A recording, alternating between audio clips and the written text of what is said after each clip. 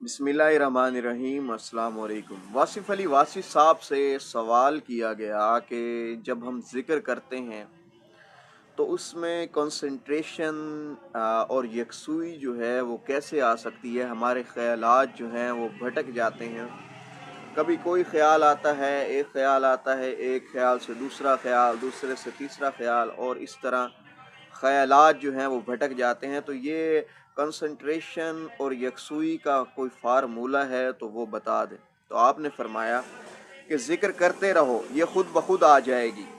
Concentration या महवियत का कोई फार्मूला नहीं है। कंसंट्रेशन ना होने की वजह यह है कि एक काम में दूसरा काम याद आ जाता है, तो आधे और छोड़े हुए काम जो हैं वो इंसान को यकसुई अता नहीं होने देते। जो काम करना हो इसे मुकम्मल कर लो, और जो छोड़ना हो इसे हमेशा के लिए छोड़ दो। ये ना करना कि काम छोड़ते वक्त ये कहो कि इसे फिर कर लेंगे।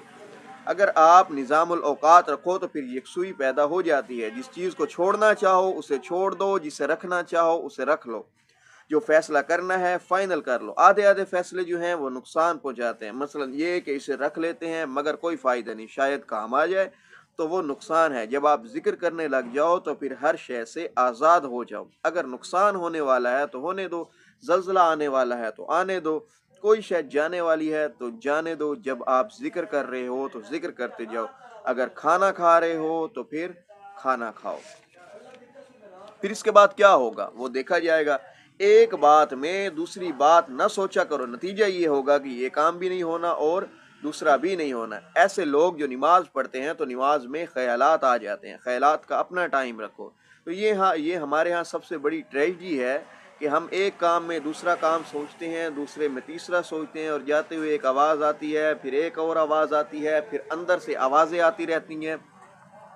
इसलिए एक फैसला करो, फतवक्कल अलल्लाह, और अज़म करो, अल्लाह पर भरोसा करो, और एक काम करते जाओ। इसके अलावा भी बड़े काम हैं, इनको होने दो। तो बाकी कामों से गाफिल होने का नाम यकसुई है। यकसुई की यहाँ पर वासिफ़ अली वासी साहब जो हैं वो तशरीह बता रहे हैं कि बाकी कामों से गाफिल होने का नाम जो है वो यकसुई है। आप बाकी काम करते रहते हैं, इसलिए आपको यकसुई जो है वो नहीं मिलती। वो कहता है कि हमें तो कोई पता नहीं कि क्या हो रहा है, हमें तो सिर्फ ये पता है कि उसने कहा कि डाक में खत डालाओ तो मैं खत डाला है। वो कहता है कि शहर में बड़ी मुसीबत आई हुई है, तो वो जवाब देता है मुझे शहर का और मुसीबत का पता नहीं है। वो कहता है कि पता है क्या मौसम आने वाला है, तो वो कहता है, जवाब देता है कि जाने दो, मुझे उससे क्या गर्ज कि कौन सा मौसम आने वाला है, मुझे अपने काम से गर्ज है। मजनू की कहानी लोग सुनाते हैं। उससे अल्लाह मियाँ ने पूछा कि तूने नमाज, रोज़ा, हज, ज़कात का कुछ किया?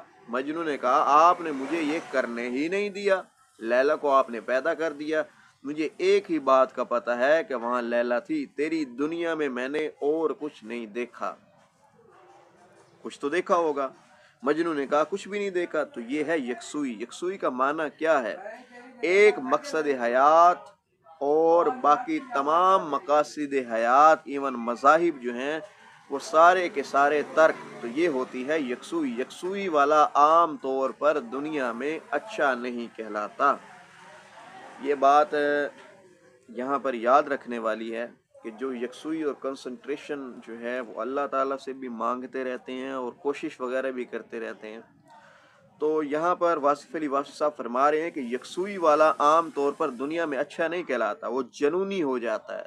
वो एक लाइन पर चलता जाता है, सिर्फ एक ही लाइन पर चलता जाता है, तो बाकी के काम किस तरह हो सकते हैं? यकसुई मुद्दा नहीं है, ये मज़हब का मुद्दा नहीं है। अगर मज़हब का मुद्दा यकसुई हो जाए तो वो जो नमाज पढ़ते पढ़ते महव हो गया, तो रोने वाले आदमी को कैसे पता चलेगा कि अब रुकू में जाना है, सजूद क्या है कि नहीं, बल्कि वो कहेगा कि अब पढ़ना क्या है। तो ये यकसुई आ गई। यकसुई का मानी उसके ख्याल में गुम हो जाना, और इतना गुम हो गया कि फिर ये भी नहीं पता होता कि अब किसका ख्याल है।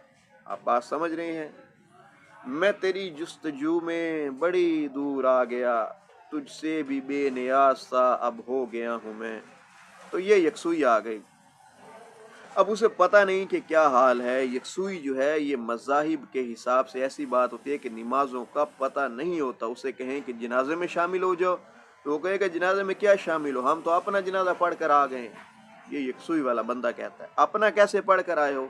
کہتا ہے کہ یکسوئی آ گئی ہے، اب اس کو پتہ نہیں ہے کہ زندگی کیا ہے، موت کیا ہے، موسم کیا ہے، حاصل کیا ہے، محرومی کیا ہے، نفع کیا ہے، نقصان کیا ہے، دنیا میں کیا ہو رہا ہے، مشرق کسے کہتے ہیں، مغرب کیا ہوتا ہے۔ فَأَيْنَمَا تُوَلُّوا، یکسوئی ہی یکسوئی ہے۔ یہ موسم سمت آنا جانا یہ یکسوئی والے کام نہیں ہے۔ یکسوئی میں کیا ہوتا ہے، ایک ہی موسم ہوتا ہے۔ خدا نخواستہ کسی کا کوئی نقصان ہو جائے، کوئی صدمہ ہو جائے تو اسے جب بھی ملو تو اسی خیال میں ہوگا۔ اگر کوئی بہت پیارا انسان فوت ہو جائے تو 2 سال بعد بھی وہ یہی کہے گا کہ ابھی چلا گیا، ابھی اٹھ کے گیا ہے۔ اگر اس کو کہیں کہ 2 سال ہو گئے ہیں تو وہ کہے گا یہاں پر تو سال ہی نہیں ہوتے، نہ سال ہوتے ہیں، نہ دن ہوتے ہیں، نہ مہینے ہوتے ہیں، نہ رات ہوتی ہے، نہ شام ہوتی ہے، نہ صبح ہوتی ہے۔ غم کے اندر تو ایک جیسا موسم ہے، یعنی کہ تکلیف کا۔ کون سا موسم ہے؟ سارے موسم۔ اب جو غمگین آدمی ہے وہ دن کو بھی غمگین ہوگا، رات کو بھی ہوگا، 10 سال بعد بھی ہوگا۔ تو یہ یکسوئی ہے، یکسوئی میں چینج نہیں آتی۔ ایسا انسان دنیاوی طور پر کامیاب نہیں ہوتا۔ آپ تو کامیاب انسان ہیں، آپ کو یکسوئی کیسے مل سکتی ہے؟ کامیاب کا کیا مطلب ہے؟ آپ نے 100 کام کرنے ہیں، تنخواہ لینی ہے، بینک جانا ہے، پیسے جمع کرنے ہیں، کاروبار بھی کرنا ہے، بازار بھی جانا ہے، خریداری بھی کرنی ہے، تو یکسوئی کیسے آ سکتی ہے؟ اگر یکسوئی آ جائے تو آپ بازار نہیں جا سکیں گے، کھانا بھی نہیں کھا سکیں گے۔ آپ نے شطرنج کھیلنے والے کو کبھی دیکھا؟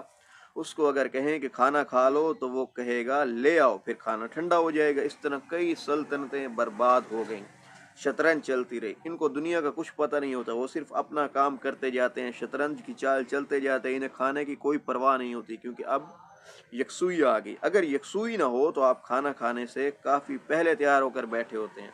اس لیے اگر یکسوئی حاصل ہو جائے تو آپ کی بہت ساری چیزیں غیر حاصل ہو جائیں گی۔ اگر آپ ذکر میں یکسوئی چاہتے ہیں تو یہ واقعہ جو ہے وہ سن لیں۔ اب یہ واقعہ جو ہے وہ بڑے غور سے سنیے گا۔ ایک آدمی کو ذکر میں یکسوئی حاصل ہو گئی، محویت اور کنسنٹریشن مل گئی، تو وہ اللہ کرنا شروع ہو گیا۔ 2-4 دن بعد وہ آیا اور کہنے لگا کہ میرا تو ذکر شروع ہو گیا ہے، مولوی صاحب نماز پڑھاتے ہیں تو بھی میں ذکر کرتا جاتا ہوں، وہ رکوع میں جاتے ہیں تو بھی میں ذکر میں ہوتا ہوں، میری تو نمازیں ضائع ہوتی جا رہی ہیں، میں ذکر نہیں کر سکتا۔ آپ کو بات سمجھ آئی؟ تو وقت پر نمازیں نہیں پڑھ سکتا، صرف اللہ کرتا جاتا ہے، جبکہ نمازیں تو اپنے ٹائم پر آنی جانی ہے، مگر وہ تو ذکر کرتا جاتا ہے۔ اس طرح وہ انسان پریشان ہو جاتا ہے۔ ذکر کے ذریعے جب محویت آ گئی تو یہ نمازوں کے اوقات میں مثلا 1 بجے نماز ہونی ہے، یہ 4 بجے نماز ہونی ہے، یہ ختم ہو جائے گا۔ اس طرح زندگی، موت، پیدا ہونا، شادی، یہ سب معاملات، ان سب سے وہ غافل ہو جاتا ہے۔ تو یہ ہے ذکر کی یکسوئی۔ یہ ایسا ہے کہ آپ اللہ کا ذکر کر رہے ہیں اور اللہ آپ کا ذکر کر رہا ہے۔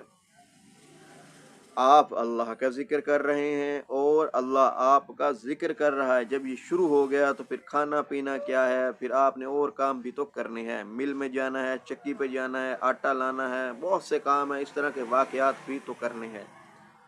تو یہ پریشانی ہے، اس لیے کامیاب آدمی کو یکسوئی نہیں ملتی۔ یکسوئی مل جائے تو پھر زندگی کا یہ تصور نہیں رہتا جو آپ کا ہے۔ تو دعا کرو کہ یکسوئی مل جائے، یہ اچھی دعا ہے۔ اگر یکسوئی مل جائے تو یہ اچھی بات ہے۔ ایک خیال میں ہونا تب ہوتا ہے جب انسان باقی خیالوں سے غافل ہو جائے۔ جب درد سے ہوتا مضطر تو کہتا یہ مجنوں رو رو کر، دنیا کی ہر ایک شے کو یا رب لیلا کر دے، محمل کر دے۔ تو ہر شے اس کے حوالے سے ہے، اس کا ایک ہی حوالہ رہ جاتا ہے۔ ذکر کرنے والا ہر شے کو ذکر میں شامل کر دیتا ہے، بلکہ اس کو جھونک دیتا ہے، اس میں جھونک دیتا ہے۔ اس کے باقی واقعات جو ہیں وہ ضائع ہو جاتے ہیں، وہ مجذوب ہو جاتا ہے یا مجنوں ہو جاتا ہے۔ وہ ذکر میں کامیاب ہوتا ہے مگر باقی شعبہ حیات میں کامیاب نہیں ہوتا۔ جس آدمی نے دفتر ٹھیک ٹائم پر جانا ہے تو اس کی عادت کی بات ہے، وہ کامیاب آدمی ہے۔ عین ٹائم پر اٹھتا ہے، صبح عین وقت پر ناشتہ کرتا ہے، دفتر جاتا ہے، واپس لوٹتا ہے، نماز پڑھتا ہے، عین ٹائم پر سب واقعات ہوتے ہیں، پورے ٹائم پر سو جاتا ہے، تو کہتے ہیں کہ اس کی کامیاب زندگی ہے۔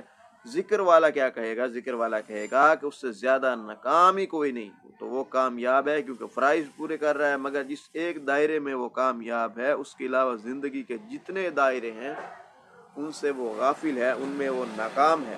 آپ کو بات سمجھ آئی کہ اس کا ایک دائرہ ہے، مکمل دائرہ ہے، اس دائرے میں تو وہ مکمل ہے، صبح اٹھنا، بیدار ہونا، شام ہونا، نماز پڑھنا، کھانا کھانا، ٹائم پہ سو جانا۔ اور وہ جو تہجد گزار لوگ ہوتے ہیں وہ کہتے ہیں کہ اب 8:15 بج گئے ہیں، میرے سونے کا ٹائم ہو گیا ہے، اس لیے آپ تشریف لے جائیں، تہجد کا ٹائم ہو جائے گا، اس لیے میں نے جلدی اٹھنا ہے۔ اسے دنیا کی کسی شے کی پرواہ نہیں ہے۔ نتیجہ یہ ہے کہ وہ اس شعبے میں کامیاب اور باقی شعبوں سے محروم ہو گیا۔ آپ نے بات پہ غور کیا؟ سارے حضرات یہ کہتے ہیں کہ حضور پاک صلی اللہ علیہ وآلہ وسلم کا کوئی بھی عمل آپ کے لیے سنت ہے، اس پر چلنا چاہیے۔ کیا غار ہیرا میں بیٹھنا سنت ہے؟ اس وقت نماز کا کون سا ٹائم تھا؟ کنسنٹریشن تھی۔ یہ دین اب سے 1400 سال بعد بھی قائم رہے گا تو دین والے بہت سی باتیں نظر انداز کر دیتے ہیں، کھانا پینا کم کر دیتے ہیں، پیسے سے دور ہو جاتے ہیں۔ اب آپ اس ذات صلی اللہ علیہ وآلہ وسلم کے بارے میں سوچیں کہ جس کے پاس وہ دین ہے جو ہزارہ سال بعد بھی محبت اور عقیدت میں قائم رہے گا۔ ان کے لیے پیسے کے بارے میں کچھ کرنا کیا مشکل تھا، لیکن انہوں نے نظر انداز کیا تو اس کو نظر انداز کر دیا۔